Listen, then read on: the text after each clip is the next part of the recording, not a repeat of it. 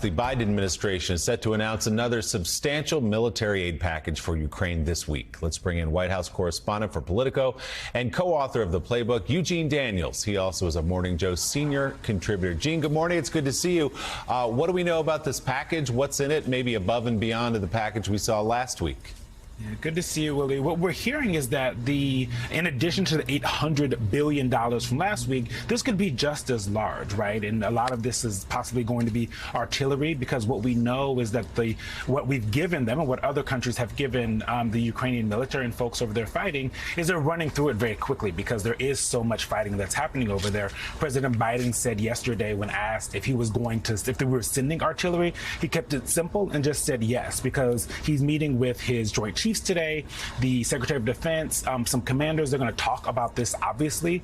Something else that folks should keep a watch on is more sanctions.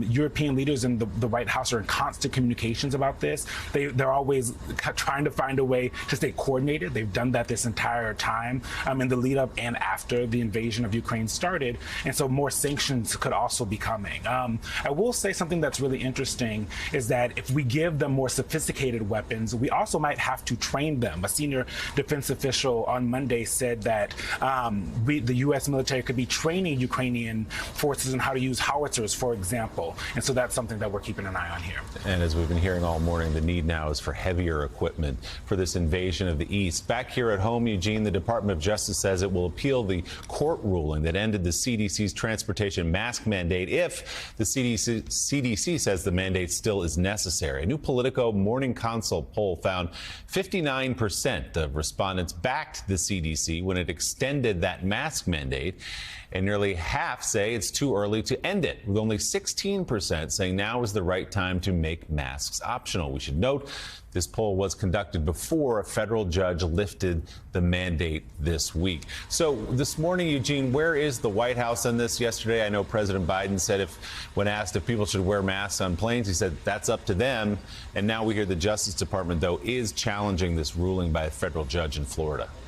Right. Well, the president and the administration writ large is saying that they still recommend that if people want to, they should, right? Because they have a lot of worries about this rise of this COVID variant. And the polling that you just talked about, it shows that the American voters are kind of on their side.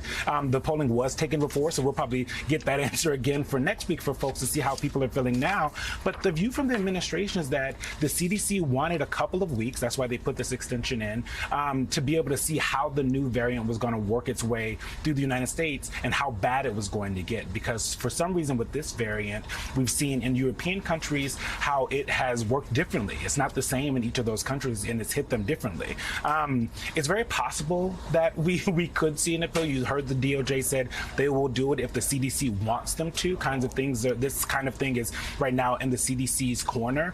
And it's about preserving the power of the department. That is something that folks I've talked to continue to say, that they want to make sure that the CDC in the future has the authority to do things like masks if there is some kind of other public health emergency.